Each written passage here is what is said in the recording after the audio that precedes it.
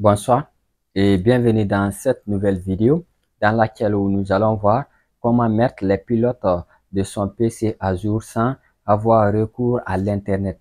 Alors dans cette méthode, je vais vous présenter un pack qui est très important et surtout si vous êtes maintenancier, vous allez avoir très besoin de cet outil. Avec ça, vous allez pouvoir mettre les différentes machines à jour sans pouvoir toutefois venir après l'installation d'une machine, vous venez vous chercher l'internet et vous vous connectez, envoyer les pilotes de base. Donc avec cet outil, vous allez simplement venir mettre à jour les pilotes de base de votre PC. Ainsi après, vous allez pouvoir utiliser votre PC dans les meilleures conditions. Donc, nous allons nous retrouver dans l'écran de mon PC. Je vais vous guider et comment vous familiariser avec cet outil.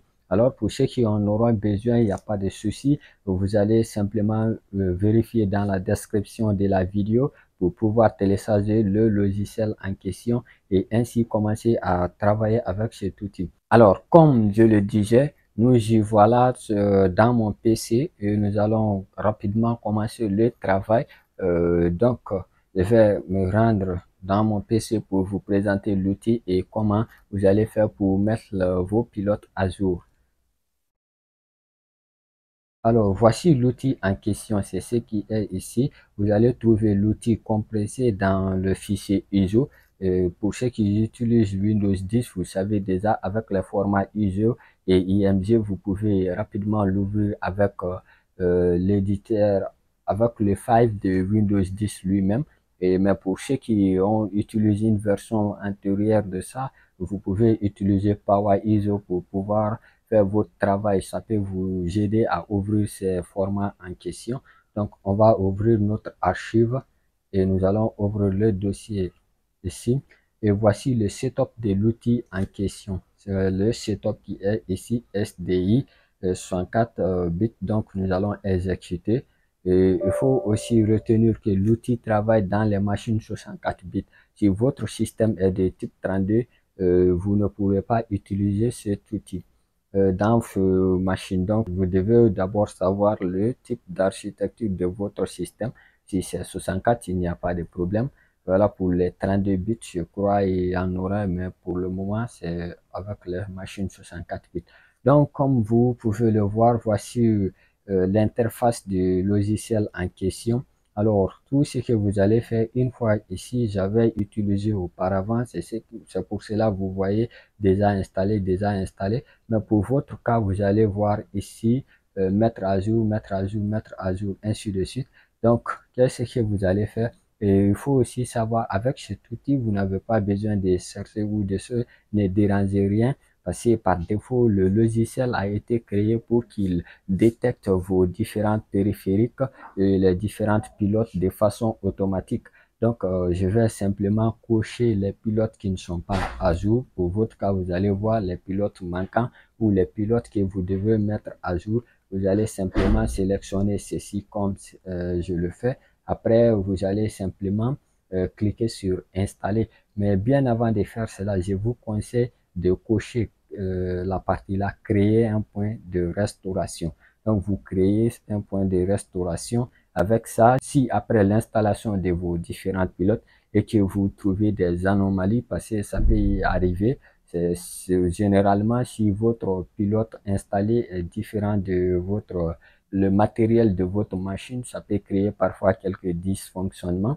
Donc, pour éviter ça, vous allez créer le point de restauration à partir d'ici. Une fois qu'il y a ces genres de cas, vous pouvez vous retourner un peu en arrière. Donc, ce qui veut dire avant l'installation de ces pilotes.